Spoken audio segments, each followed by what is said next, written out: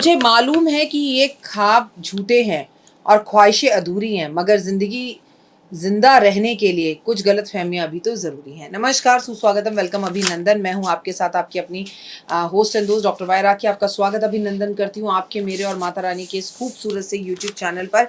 लीजिए, मैं फिर से हाज़िर हो गई हूँ आपके सामने और बड़े अच्छे-अच्छे वीडियोज़ बनाने के लिए। आज है जाँच की बात की जाए तो आज है 5 जून और 5 जून को हम ये वीडियो शूट कर रहे हैं, जिसके अंदर हम आपको बताएंगे कि कावड़ भरने का शुभ मुहूर्त कौन सा है। सावन से जुड़ी हुई बहुत खास बातें, 4 जुलाई से जुड़ी हुई खास बातें, इसके अंदर हम बताएंगे कि क्या क्या करना है। सबसे पहले कावड़ उठाने का जो सबसे खूबसूरत मुहूर्त है वो डेट है 4 जुलाई, जब से सावन शुरू हो रहा है। 7 जुलाई और 10 जुलाई। कई लोग 14 जुलाई को भी सावन जो है कावड़ उठाएंगे, क्योंकि 15 जुलाई को कावड़ चढ़ाने की डेट है। क्योंकि जो घर के आसपास से उठाते हैं वो घर के आसपास से, अगर गंगा जी है वहाँ गए, एक लोटा जल भरा और 15 को लाकर उन्होंने अर्पण कर दिया। कई लोग 15 को उठाकर, अब जैसे मैं तो कावड़ नहीं लाती हूँ, आप में से भी बहुत सारे लोग कावड़ नहीं लाते होंगे, तो मैं तो अपने घर से एक लोटा गंगा जल लेके जाती हूँ और मंदिर, घर के आसपास जो मंदिर है शिवालय में जाकर उस लोटा जल को चढ़ा आती हूँ। तो मैंने कावड़ की आपके साथ सारी डेट शेयर करी। नमस्कार, सुस्वागतम, वेलकम, अभिनंदन। मैं हूँ आपके साथ हुए आपकी होस्ट डॉक्टर वायरा की। माता रानी मेरे और आपके इस यूट्यूब चैनल पर आपका बहुत बहुत स्वागत है। कावड़ की हमने बात करी, लेकिन चलिए पूरी जानकारी विस्तार से जानते हैं। लेकिन सबसे पहले शुरुआत हमेशा की तरह बिलीव इट करवा।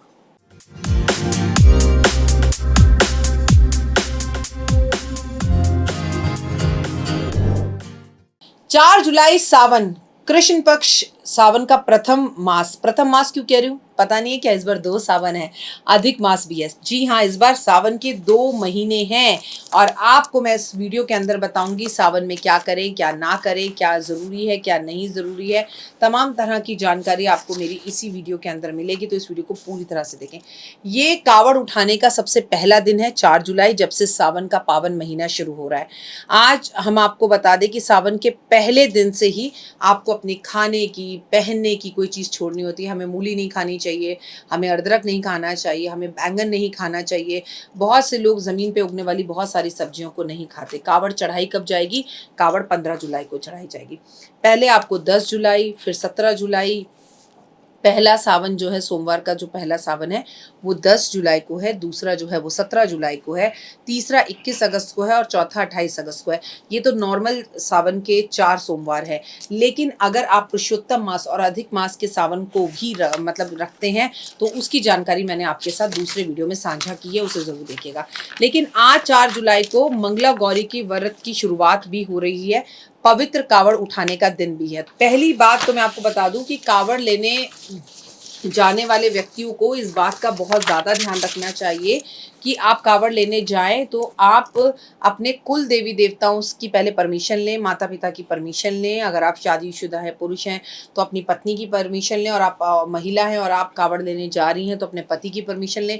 मैं कर लूँगा, धर लूँगा, ऐसा नहीं होता। अपने कुल देवी देवताओं को मनाकर, अपने घर वालों की परमिशन लेकर ही हमें कावड़ उठाने जाना चाहिए।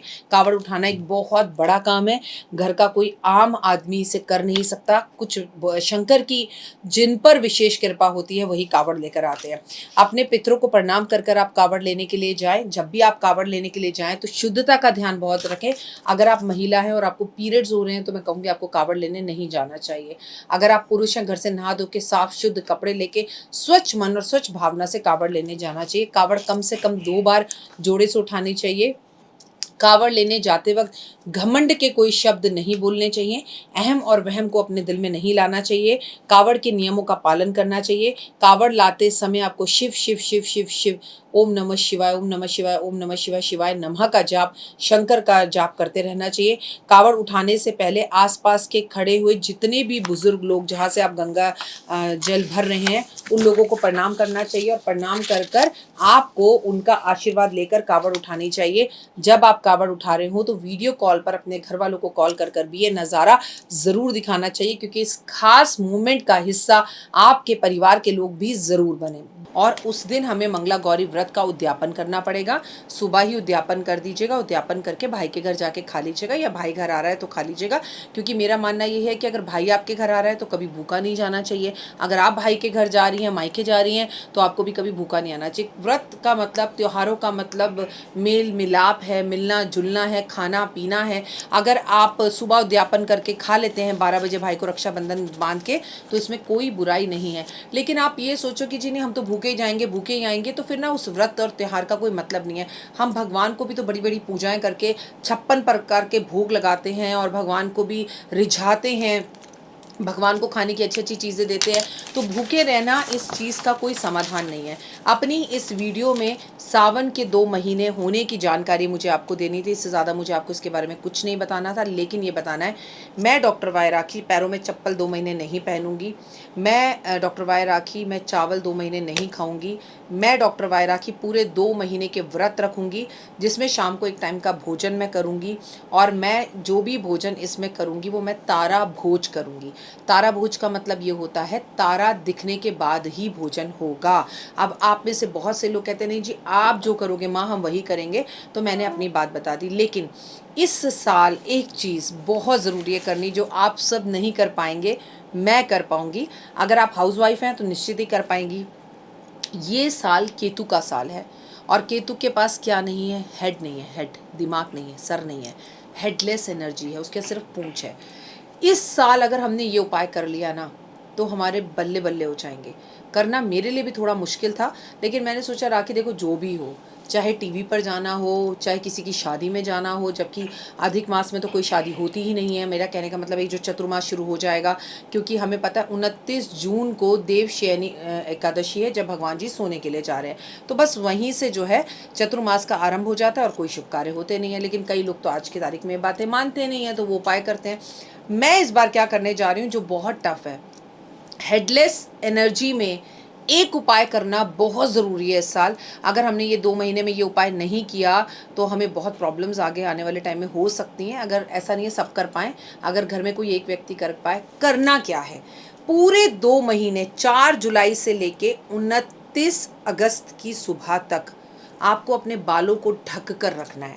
जैसे पुराने ज़माने में स्कार्फ पहन लेते थे, या घूंघट करते थे, या टोपी पहन लेते थे, या कपड़ा बांध लेते थे, आपको बाल बांध के रखने हैं। इसमें होगा क्या, रात को सोते वक्त भी आप अपने सर पे से कपड़ा नहीं उतार सकते। अगर वो सोते उतर गया तो इट्स ओके, इंसान का उस पर वश नहीं है।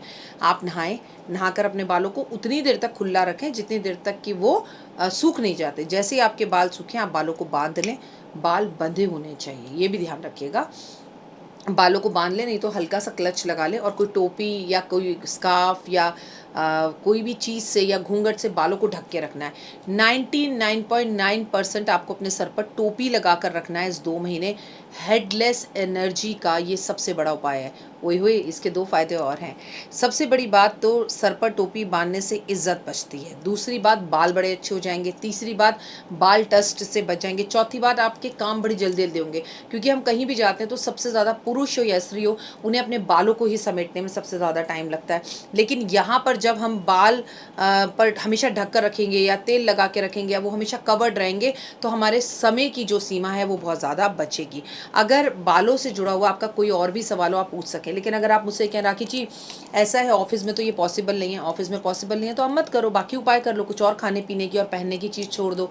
लेकिन अगर आप मुझसे ये कहें राखी जी हम पूरा घर में बांध के रखेंगे, सैटरडे संडे बांध के रखेंगे, और हम ऑफिस जाकर जो है उसे खोल देंगे, तो दोस्त ऐसा नहीं होता। कोई भी रूल अगर हम करते हैं तो उसे फॉलो पूरी तरह से करते हैं या फिर नहीं करते। कभी कर दिया, कभी छोड़ दिया। अच्छा, मेरी नंद की बेटी की शादी है, शादी के लिए क्या मैं बाल खोल सकती हूँ? तो ऐसा नहीं हो सकता।